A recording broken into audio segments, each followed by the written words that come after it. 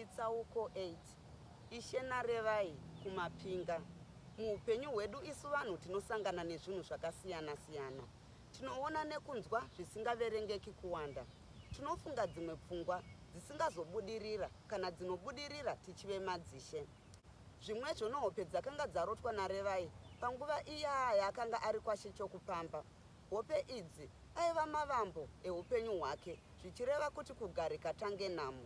Iye aizofanirwa kuti ashandise ungwaru hwake achitonga pachigaro chaachazosiyirwa namadzitateguru ake.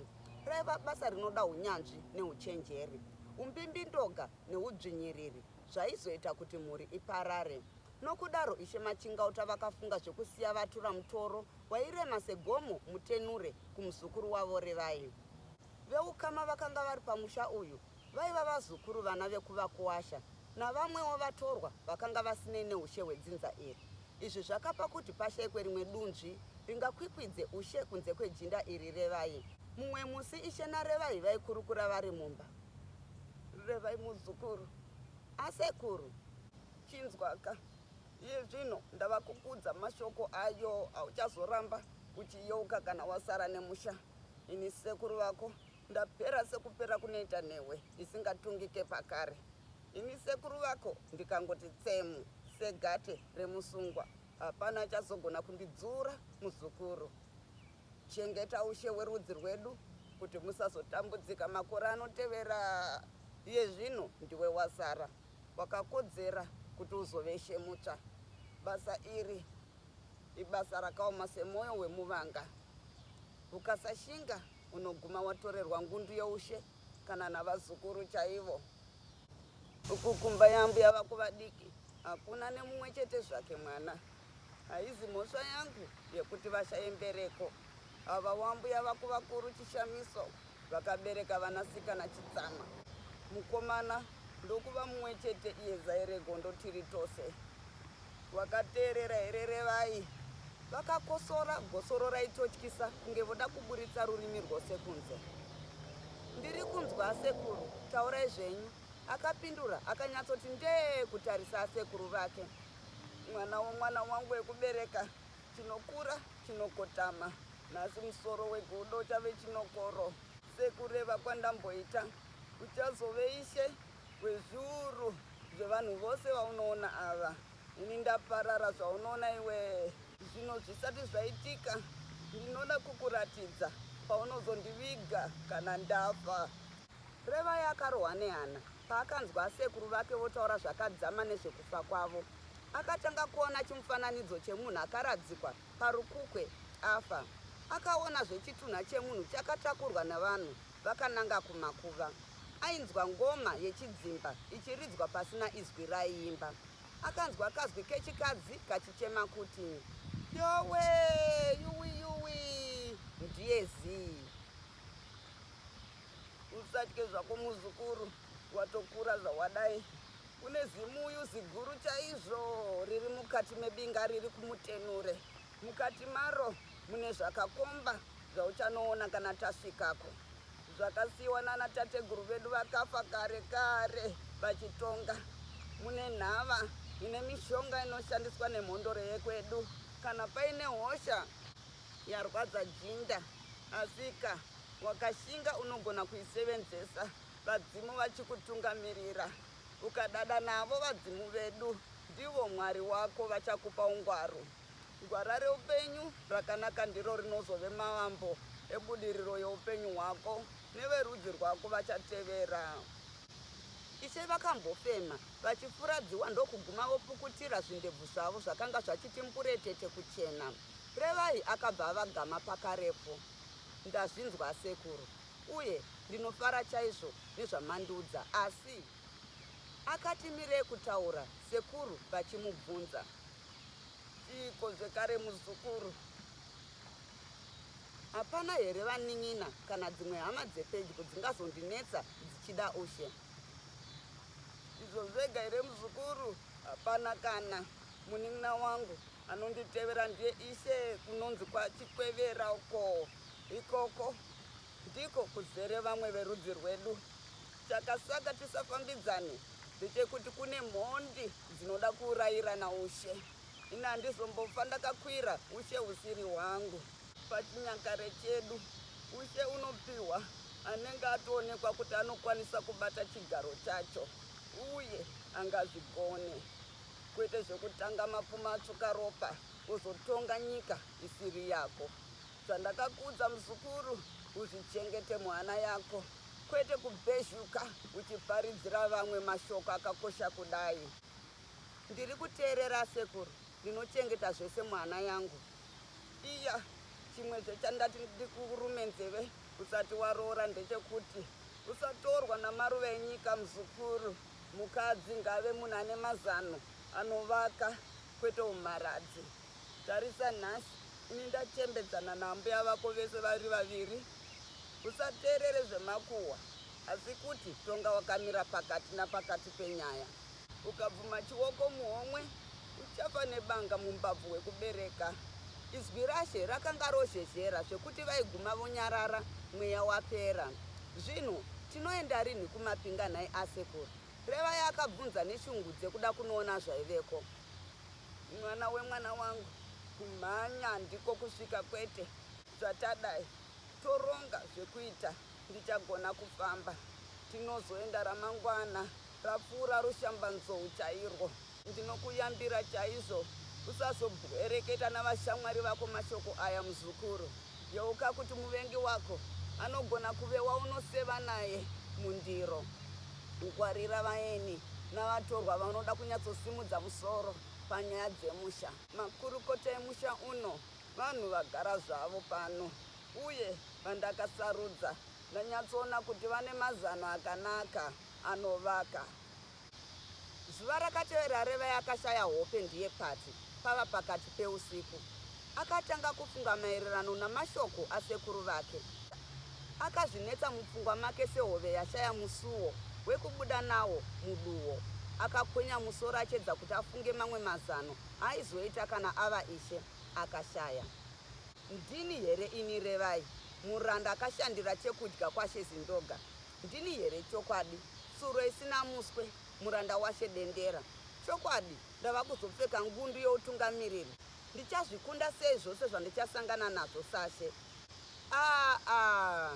Mwari wangu, madire ekundipa mutoro wakadai, ndange ndisati ndazorodza pfungwa dzangu. Zvisinei, ndichaedza sekushandisa kwandakaita njere dzangu ndikakunda. Sezvo yakanga iri nguva yezhizha, miti yose yakanga yakati dzvikiti namashizha aifadza kuona. Matondo namafuro ose rakanga rachiti jijiji zvaifadza zvipfuyo. Mamiriro ekunze kwaiti kukati ngwerewere nenguva isipi kopisa kuti tu. Kungoti gare zvishoma waiona makuti omhanyidzana kuvhara denga rose rainge zinewe renyati kusviba kuti ndoo. Yaizotanga zvinokutinira, zvinorovesa hana, yoshashaidza pasi rose. Mazura waingonzwa kuti kororo kororo ropinda muna amai varo zuva, wangova mubvumbi. Nguva yezhizha ndiyo yaisemwa naRevai zvisina akamboona. Kana kuri kurumwa neutunga, aibva atadza nekurara hope kwese. Musi uyu kamhepo kerungwana-ngwana kakafumufefetedza, zvakaisvonakira hope dzamambakwedza. Tumvura twakatsetseka twakafumomwaya-mwaya, zvaifarirwa neavo vakafumokanga mhandire. Revai naShe vakafumobata jongwe rechipiri muromo, ndokurisimudzira vakananga kumapinga. Vaifamba vakadungamidzana, Ishe pamberi vakabata mudonzo wavo, Revai mumashure aine pfumo nakatemo kake kadiki-diki. Vakafamba vachinanaidzana kudzimara vasvika. Kunze kwainge kwachena mukanganyama zvekuti vaitokwanisa kuona zviri chinhambwe pavakasvika. Pinda nepapa muzukuru, ungwarire minzwa iyo. Ehoi vasekuru, ko chandiri kuona mberi uko munochionawo here chinenge chimunhu? Iwe hungwe chibara, zvaunenge waona usangokwishuka kutaura. Ingonyarara wazvinzwa ukaita mawara unosara muno. Vakadaro asekuru. Ndazvinzwa asekuru. Revai akabva ngoti karomo skwitu ndiye zii. Iya, tasvika pamuyi unoera zvino. Kana ndombera, iwe utsinirewo. Ishe vakatanga kuuchira pava pasi muti ziguru. Kakomarara, zenda simbirori, tusiwo vana venyu tauya. kuzoona nhumbi kana dzirimo dzose.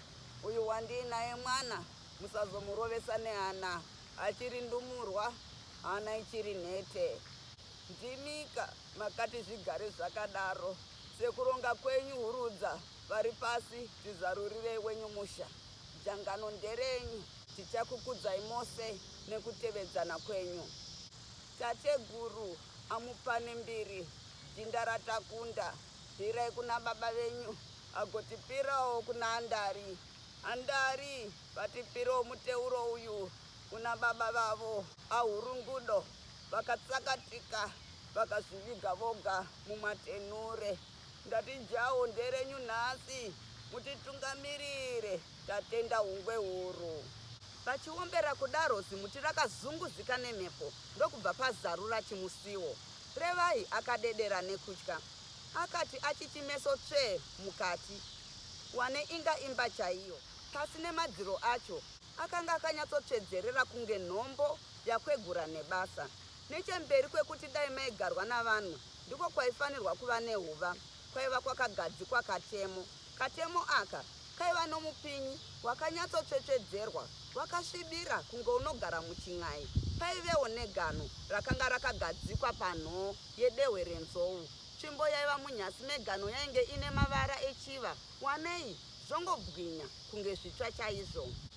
Rimwe divi kwakadziva kuruboshwe kwemba iyi kwaiva nemimwewo nhoo yedehwe rembada. Pamusoro payo paive nengundu yakanakisisa yaivaima mavara edindingwe. Parutivi paiva nenhava yairatidza kuti yakanga izere nezvinhu.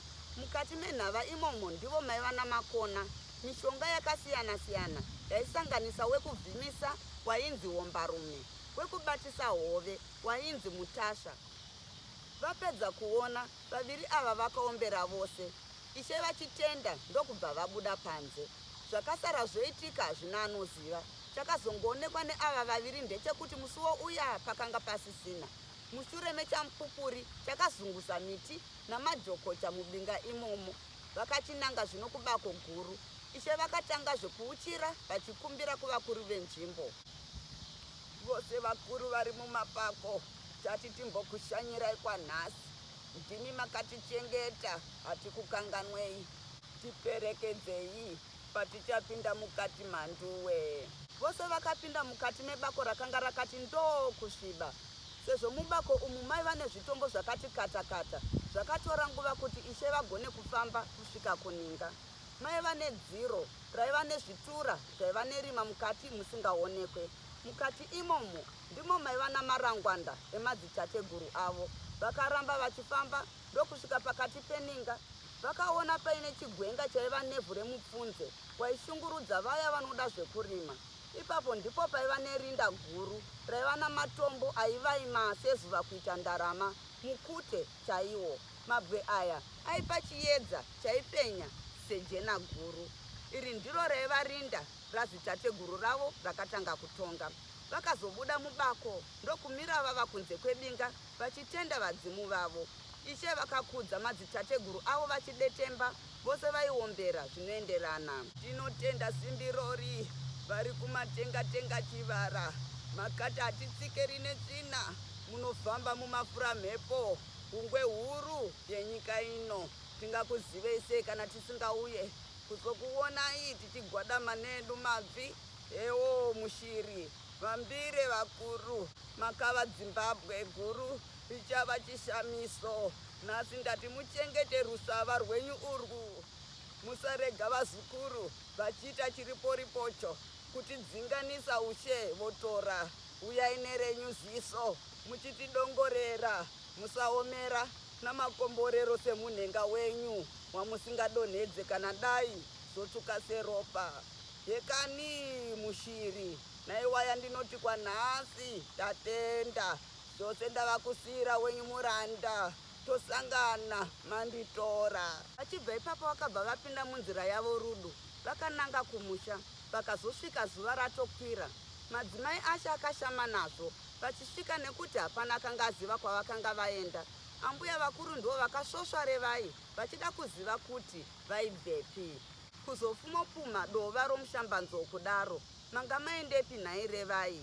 ivo sekuru vako zvovotadza kufema sechiva chatsikwa kudaro. Vasati vambopedza kutaura, vakabva vagamwa naamainini vavo nezwi rine zvondo. Imamai guru, tinyararirei apa. Ivo vasekuru vamunongoti nanga navo ndo vadii? Imamuone kuti rukanda rwenyu rwaunyanawo here? Hapana chisingapere. Zvamuriwo ipapo muchaguma musisagone kana kusimuka. Amati vava vakanga vangopunyaira nehasha dzisina kwadzakanga dzabva, dzamera dzikaibva. Ambuya vakuru vainzi Amufarinya vakanga vatogadurwa pane nyaya isina maturo. Nhai vedu wee, ndinzwireiwo kani. Ko, zvondongoshadagurwa namazishoko kudai ndadiko. Ndanga ndichiti ijee nechikomba changu ichi. Zvino mundipfachurira mabvunze sendava nyama. Hehede uri zvemusha uno imiwe. Ndiregei ndifare nemuzukuru wangu akanga apona netsomboriso gudo uyu. Vakadaro Mufarinya vachitoseka zvavo.